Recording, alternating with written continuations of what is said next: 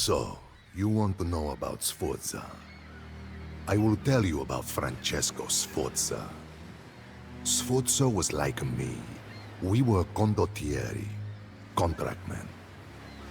When the Italian princes were too rich or too cowardly to get their hands dirty, they paid us. We fought because they paid us to fight. We stole because they paid us to steal. And when they did not pay, we made sure someone did. We sold ourselves to the highest bidder, and if another prince came with a bigger purse, we did not hesitate to change sides. Honor was cheaper than silver, but for Sforza, Sforza was different. He was in it for his own glory. That is why he took the Visconti contract. He wanted to make a name for himself, to be more than the bastard son of a dead mercenary. He needed a patron, an ambitious prince with many enemies and more gold than friends. Filippo Visconti, the Duke of Milan, was the obvious choice. Visconti had all the ambitions of Caesar, but none of the courage. He was craven and paranoid, but at least he paid. Well, most of the time. And whether his ambitions meant war with Florence or with Venice, Visconti always needed contract men. That is why he hired condottieri like Sforza and Niccolò Piccinino, hungry men looking to make a name for themselves.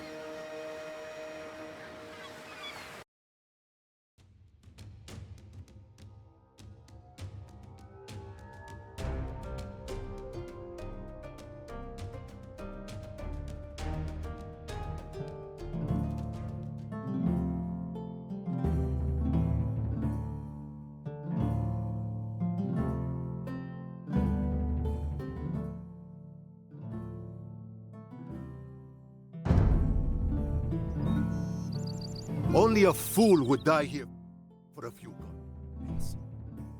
Amen. Let us fight our way out of the city to reach my cousin Francesco. Through the gates, men. Do not let the Venetian surats make Brescia your grave. Porro.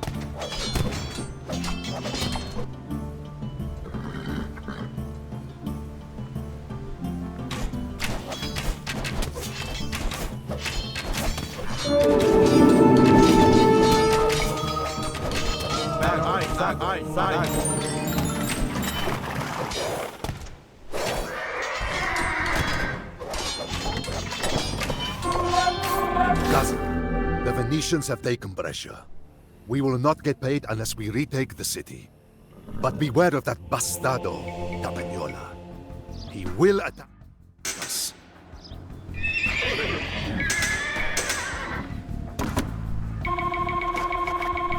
Sforza, you scoundrel. I know your cousin abandoned Brescia to the Venetian dogs. No bother. More gold and glory for me. Do not get in my way.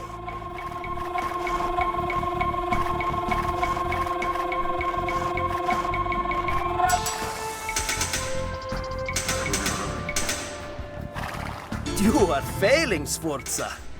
I shouldn't pay you, but take it. Do not disappoint me. I will have Piccinino stab you in your sleep if you fail me again.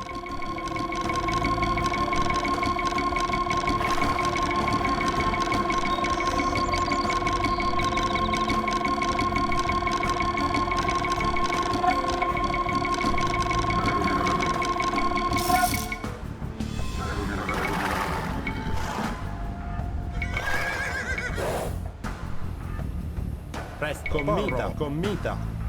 Ein. Pugno, pugno.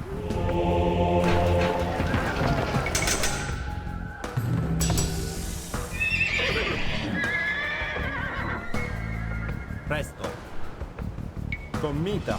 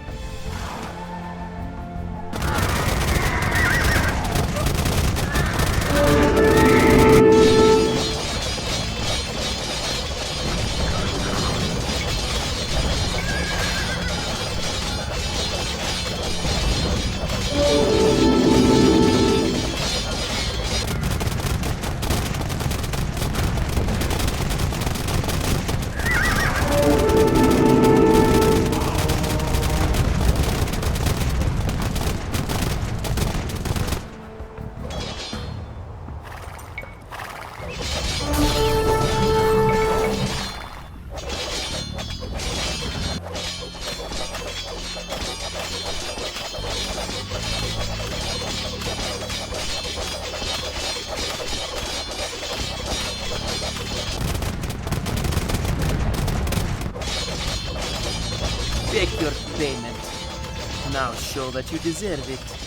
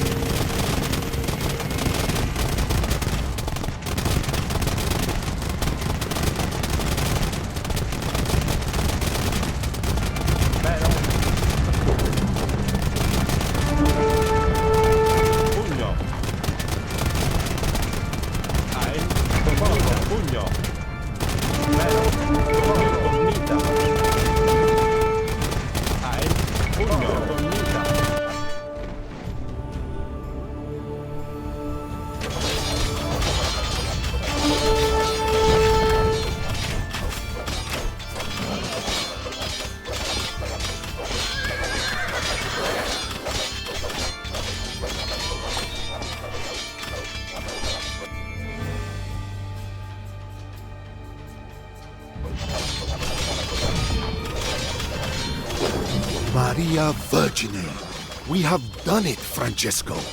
Ah. But watch yourself, my cousin. With every victory, others grow jealous.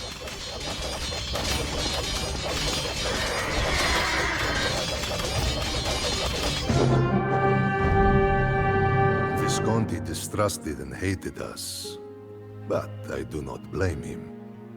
His own brother was murdered by a condottiero on the steps of a church.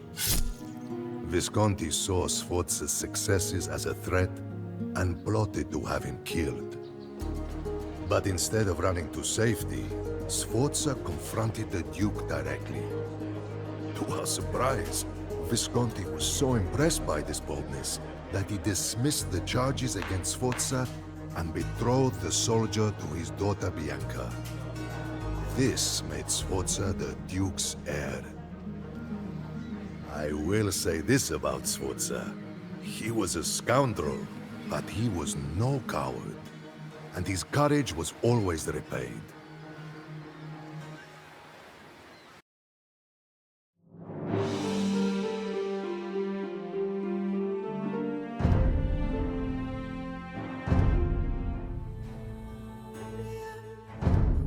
After the wars with Venice, Visconti made sure he got his gold's worth out of us. He sent Sforza south to enforce the Duke's claims in Romagna. I think the Duke was having second thoughts about Sforza.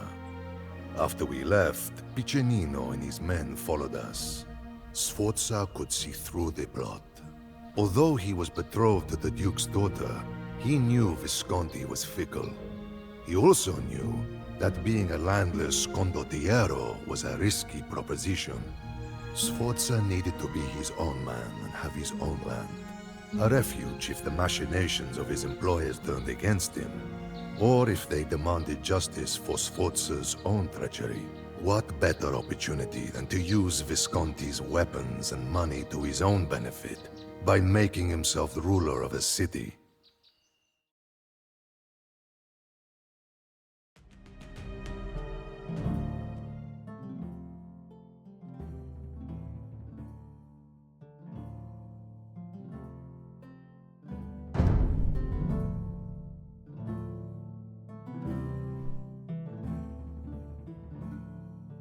Sforza, you took Ancona for your own with the Duke's money and arms. He has sent me to bring you to justice.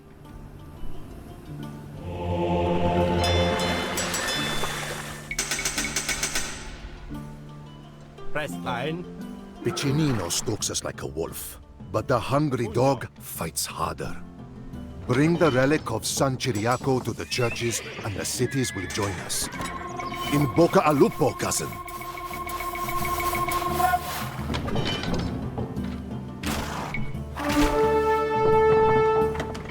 Ein.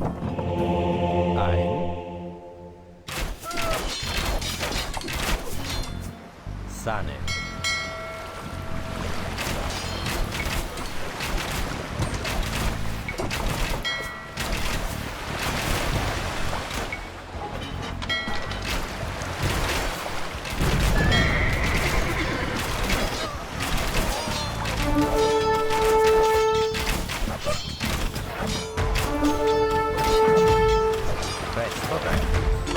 Cousin, there are many unemployed condottieri seeking patrons.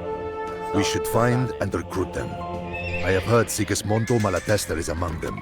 He would make a great ally. The relic of San Ciriaco has inspired this town to join us.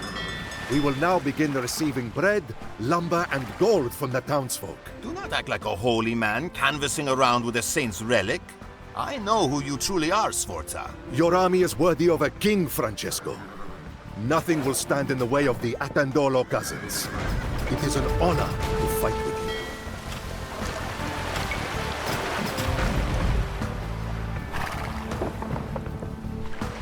Sane.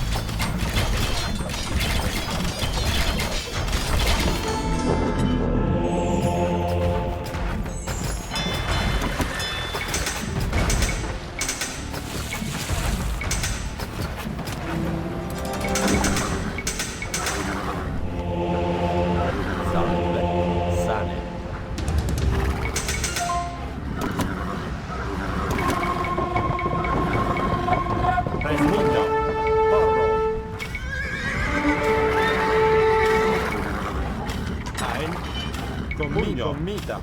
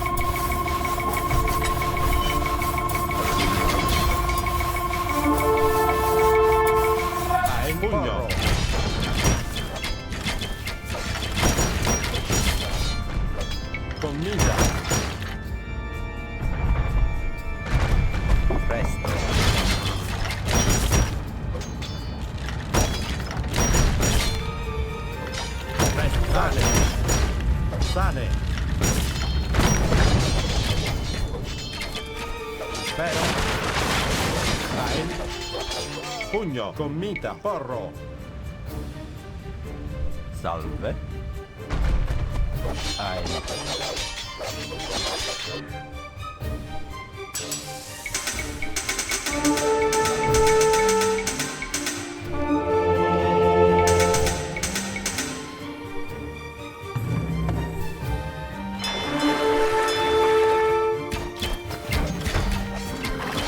It is a pleasure to fight alongside a man like Francesco Sforza.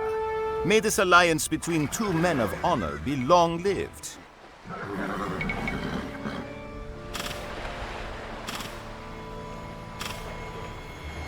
Presto, pugno.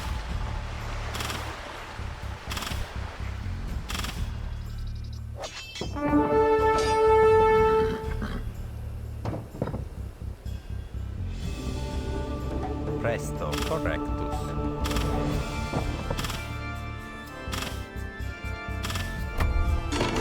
You bring such honor to our family name, Francesco. We are now strong enough to strike a Piccinino.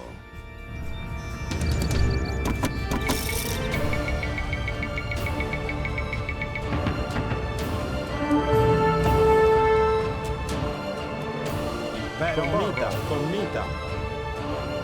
Pugno, gomita. Pugno, gomita. Pugno, porro.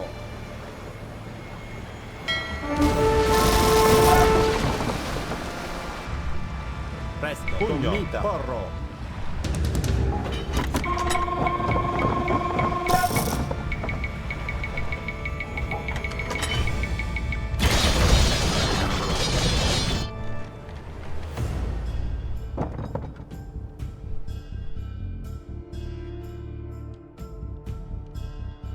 Ein.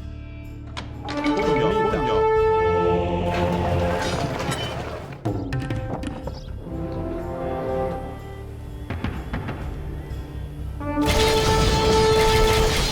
What do I pay you dogs for? Fight harder! I will not be defeated by Sforza!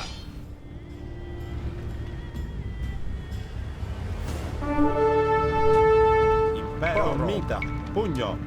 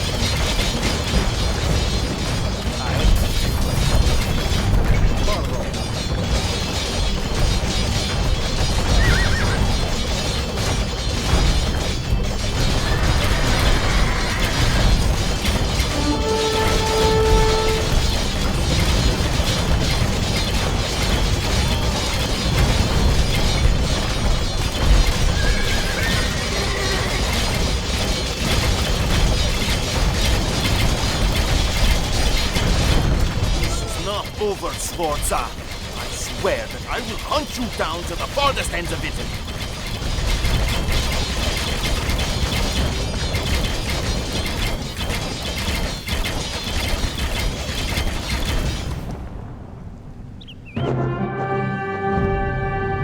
Sforza and Piccinino were like two alley dogs fighting over a scrap of meat. They were natural rivals, precisely because they were so alike. Of the two, Sforza had a certain pedigree. If you could call being the bastard of a mercenary captain pedigree. From his father, Sforza inherited his forbitia, cunning, and used it to get the best of his rivals, his patrons, and his women alike.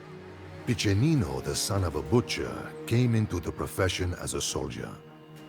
He rose through the ranks and became an advisor to a trusting, yet incompetent condottiero.